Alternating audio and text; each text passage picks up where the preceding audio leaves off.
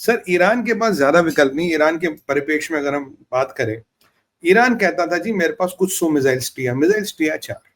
Iran का जो pentagon ने मैथ निकाला, इनके पास 1800 बैलिस्टिक मिसाइल है मैक्सिमम, जिसमें से 450 ये पहले यूज कर चुके थे, कल तक 460 थे। आज का मिला के इन्होंने 40 और यूज किए। एक मिनट, इन्होंने 40 और यूज किए, जो टोटल जो अकाउंट है आपका वो चला जाता करीब 500 तक। अब इनके पास जो मोबाइल लॉन्चर्स थे, मोबाइल लॉन्चर्स इनके पास पड़े हैं लेस देन 40-20, क्योंकि अगर आप कल से परसों से लेकर आज तक देखें, करीब 55 मोबाइल लॉन्चर इसराइल ने उड़ा दिए। अब इनकी समस्या क्या है, जहां से मिसाइल चलाते सर उसकी ट्रेजेक्ट्री आती, इसराइल जाके वहीं एग्जैक्टली पिन पॉइंट अटैक करता, उसको उड़ा देता। इनके मोबाइल लॉन्चर उड़ गए, इनका सारा हिसाब किताब उड़ गया। तो अब 20-40 मोबाइल लॉन्चर इनके पास है और 70% आर्सनल इनका उड़ गया। इन्होंने क्लस्टर बॉम्ब भी यूज कर लिया, वो वाला विकल्प भी गया। और आज जो इनका अटैक है उससे पता लगता है इनके दिलों में कितना तेल था। इन आपको याद करिए, इन्होंने बोला था अगर हमारे न्यूक्लियर साइट्स पे अटैक किया तो सेंचुरी का सबसे बड़ा अटैक जो अब तक ह्यूमैनिटी ने नहीं देखा, उससे बड़ा अटैक हम इजराइल पे करेंगे। और आए क्या 40 मिसाइल ले देके 40 मिसाइल आए कुल। तो इसका मतलब है इनके पास बहुत ज्यादा आर्सनल नहीं बचा या लॉन्चर नहीं बचा। पहले दिन तो 250 मिसाइल मारे थे। वही तो कह रहा हूँ, पहले दिन 250 बचाए थे, क्योंकि मिसाइल मैथ्स में इनके पास 1800 है सर। अगर 1800 में आप मान लीजिए 500 उन्होंने खप दिए, तो इनके पास 1300 बचे। उनमें चलते वलते प्लस माइनस भी कर लेंगे आप, और लॉन्चर गिनती के बहुत लिमिटेड बचे इनके पास मोबाइल लॉन्चर्स।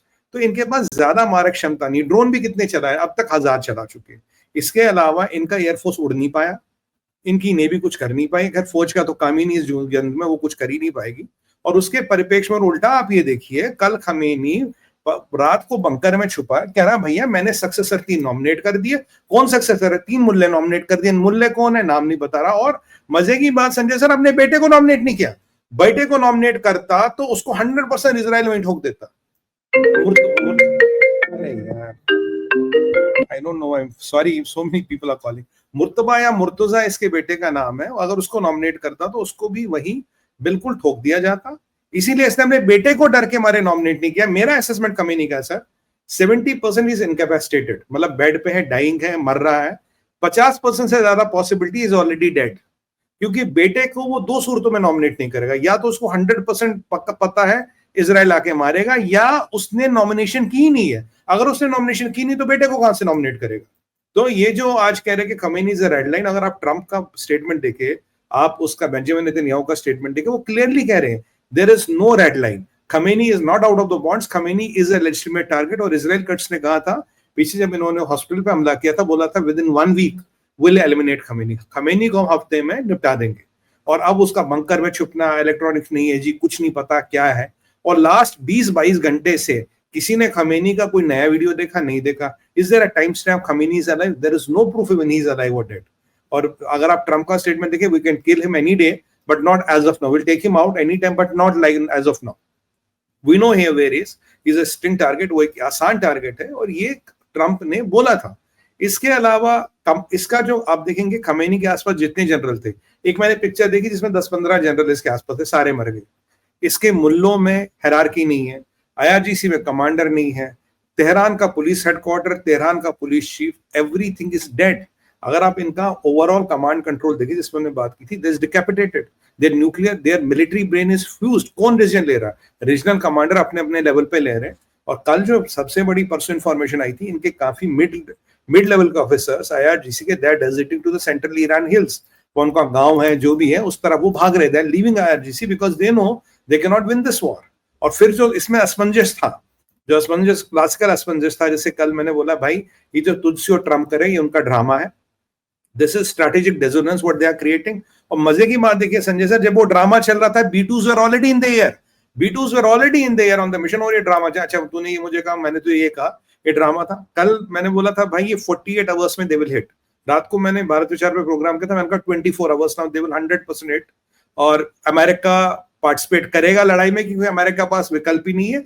ये जो ट्रम्प कर रहा, मैंने कहा इसे अमेरिकन अलतकिया कहूंगा मैं, इस अमेरिकन 2 हफ्ते के बाद सोचूंगा। मैं कहा 2 हफ्ते means even today, he is just befooling, bluffing them. अब ऐसा थोड़ी कि बेवकूफ बनाने का काम इनका ही, अलतकिया यही कर सकते, तो रिवर्स अलतकिया भी तो होता, तुम्हें भी तो बेवकूफ बना दिया। और सबसे अच्छा मुझे लगा था जेनीवा में मीटिंग। मैं कहा भाई एक बात बताओ, यूके, फ्रांस और जर्मनी का लिवरेज क्या है?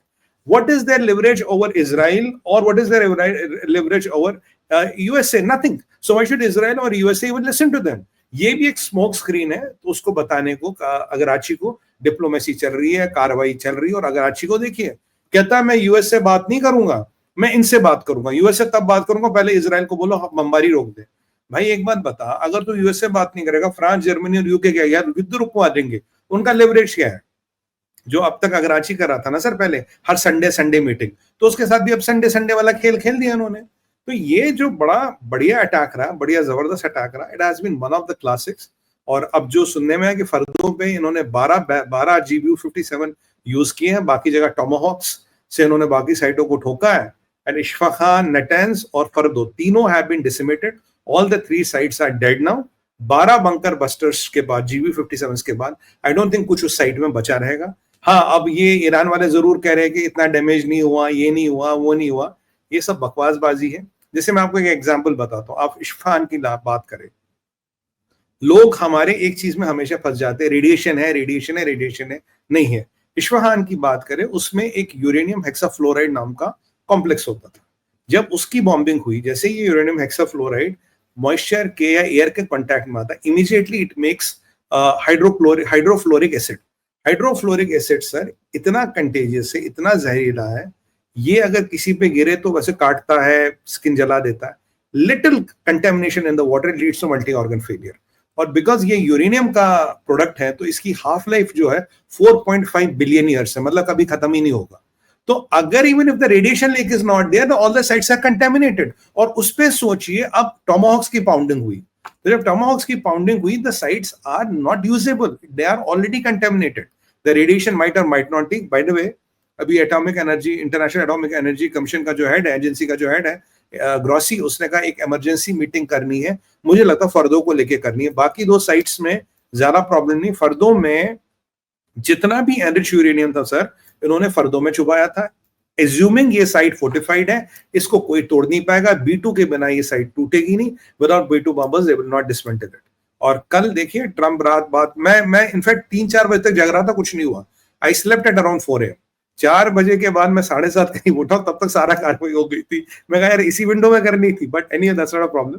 तो ये सारी कार्रवाई इन्होंने कर दी थी, और ये बिल्कुल अमेरिका का प्लान जो है बिल्कुल निशाने पे बैठा, तीर निशाने पे बैठा। इनका nuclear dream is shattered, mullah regime is on the run. और अगर आप बेंजामिन नेतन्याहू के देखें, 4 पॉइंटों पे बात कर रहा था संजय सर, कह रहा न्यूक्लियर खत्म चाहिए मुझे, मुल्ला रेजिम ओवर, मुझे इनका सारा मिसाइल सिस्टम और ड्रोन सिस्टम खत्म, और चौथी बात, इनके proxies have to be dismantled.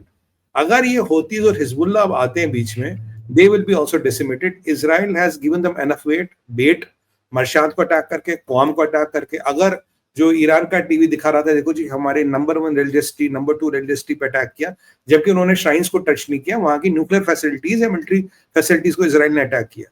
अगर वो लेके ये हिजबुल्लाह वाले, ये तो इनका वही तरीका है कि साहब के रिलीजियस बिल्डिंग्स के पीछे आप अपनी फैसिलिटीज छुपा दो, जिस तरह से आप हमास करता है बिल्कुल गाजा में, जैसे हमास करता है कि साहब हॉस्पिटल्स के नीचे टनल बना देता है।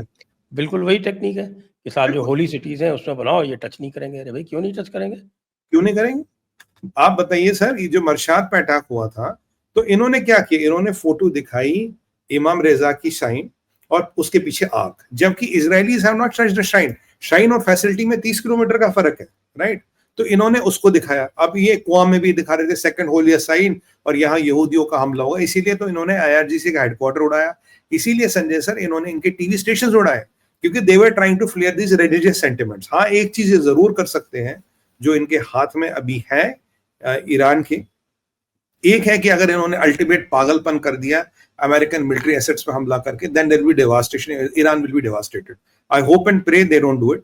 दूसरा इनके पास विकल्प है कि अगर इन्होंने आसपास के कंट्रियों की रिफाइनरियों पे रॉकेट छोड़े, that will be again a devastation. तीसरा विकल्प था स्ट्रेट ऑफ होर्मुज को बंद करना, बट पीट हेग्सेथ का आप स्टेटमेंट देखेंगे, वी आर रेडी। अगर होतियों ने आपकी बार हमाकत की, America will burn them, they will not से कि कौन मरेगा कौन बचेगा, दे विल डिसमेंटल देम। नहीं, तो रेड सी को बंद करेंगे ना। स्ट्रेट ऑफ होर्मुज के लिए इनकी जो नेवल बेस है बंदर अब्बास में, नहीं कर वहां से ये ऑपरेट करते हैं। लेकिन आज बंदर अब्बास पे नेवल बेस पे भी इजराइल ने स्ट्राइक किया। स्ट्राइक कर दिया। और आज अभी दोपहर में लेबनान पे भी स्ट्राइक चल रही थी कि हिजबुल्लाह कुछ ना करे। एक लास्ट वेपन संजय सर इनके पास रहता है। मैंने सुना है कि IRGC ने जो ईरानियन डायस्पोरा है उसमें कुछ कुछ अपने लोग घुसा दिए हर जगह। ना वो लोन वुल्फ अटैक्स लाइक वो मास शूटिंग, वो चाकू छुरी वाला अटैक, तेजाब वाला अटैक, वो उल्टे सीधे अटैक जो टिपिकल इनके स्टाइल के अटैक होते हैं, वो वाला अटैक ना करे, वो ये कर सकते। इसीलिए आप देखिए न्यूयॉर्क सिटी में जहां भी ज्यूइश कम्युनिटी है उसके आसपास सिक्योरिटी बढ़ा दी गई है। जहां भी ज्यूइश सिनेगॉग्स है उनको बहुत सिक्योर किया गया, ज्यूइश एरियाज को सिक्योर किया है।